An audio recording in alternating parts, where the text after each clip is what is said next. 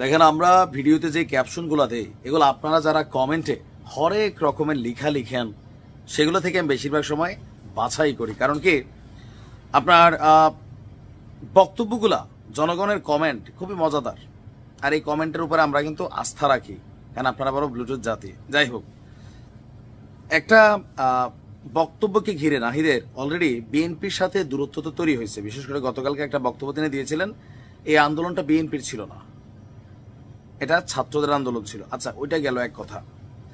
এরপর তিনি যখন বলছেন মৌলিক সংস্কারের ভিত্তি এই সরকারের সময়েই ই প্রত্যয় যোগ করছেন।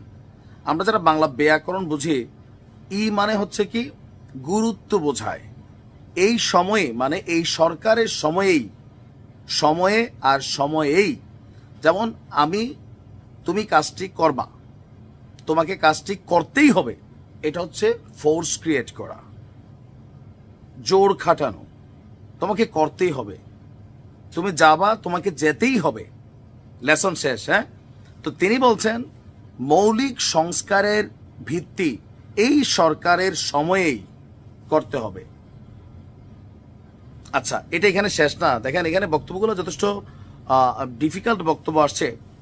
গতকালকে আমরা জানি যে আন্তোনিও গুতেরেসের সাথে একটা বৈঠক হয়েছিল।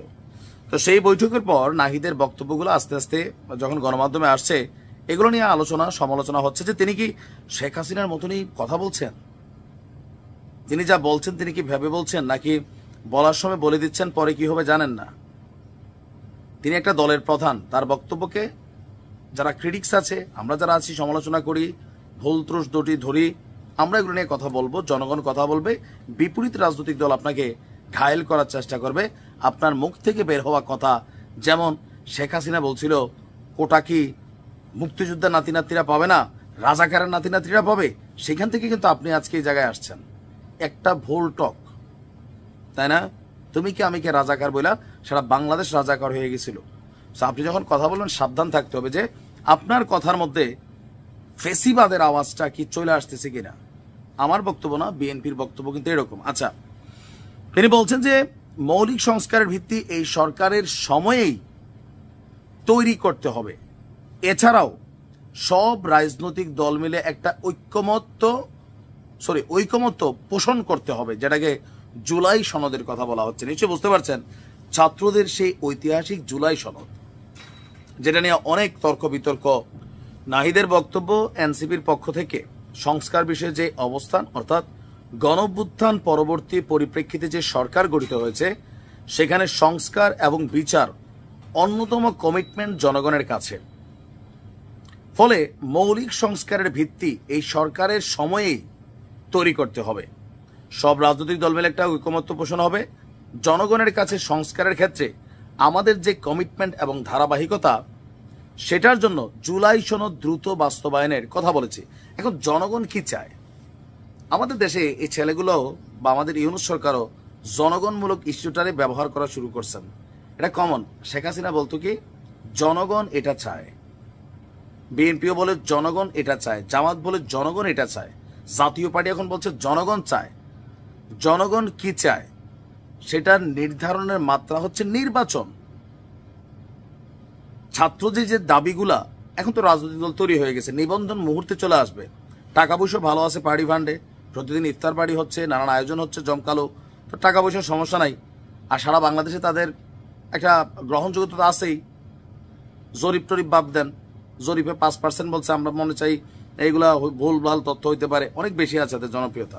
তো নির্বাচন হোক, একটা নির্বাচনের মাধ্যমে তাদের যেই চাহিদাগুলা, জনগণ কি চায়, তারা তাদের নির্বাচনী ইশতেহার রাখবে যে ডক্টর ইউনূসের সরকারের যে অধুরা কর্মকাণ্ড, বিচার। এখন এই যে আমরা ধরেন ছোট্ট একটা উদাহরণ দিই, আপনি বাংলাদেশের আইন একটু বুঝতে হবে। তা নাহিদরা কি বোঝে না? আসলে বোঝে না কি? তাই বোঝে তো মনে হয়। কারণ আসিয়ার ধর্ষকরা যদি আইনের মাধ্যমে আপনি বলেন যে আগামী 7 দিনের মধ্যে তার ফাঁসি কার্যকর করবেন, এই আইনে কখনোই সম্ভব হবে না। যত দ্রুত বিচার ট্রাইব্যুনালে নেন, কারণ যে অপরাধী তার জন্য কিন্তু একটা আইন আছে, তার পক্ষেও। যেমন নিম্ন আদালত তারে ফাঁসি দিয়ে দিল 1 সপ্তাহের মধ্যে, রায় হয়েছে ভাই, রায়। বাস্তবায়নের আবার হিসাব বোঝেন, নিম্ন আদালত থেকে এটাও চলে যাবে উচ্চ আদালতে, হাইকোর্টে। হাইকোর্টে যায়, এটা চলে যাবে সুপ্রিম কোর্টে, অ্যাপিলেট ডিভিশন, চেম্বার জাজ, রাষ্ট্রপতি, এই টোটাল সুপ্রিম কোর্টে একটা ফাইল যে পড়লে 5 বছর ধরে সিরিয়ালি পাইতো না শুনানির জন্য। আসিয়ার যেই মানে যে অপরাধী মিন্টু শেখ না সে হিটু শেখ, তারও যদি আজকে ফাঁসির রায় দেয়, এটা হইতে লাগবে কত বছর? মিনিমাম 10 বছর এটা সিরিয়াল পায় কিনা সন্দেহ আছে। তো তার মানে কি এতদিন নির্বাচন ছাড়া এই সরকার আমরা বসাই রাখবো? জুলাই অভ্যুত্থানের সময় এক দফার সময় কি এই কথাগুলো মানুষের জানাইছিলেন?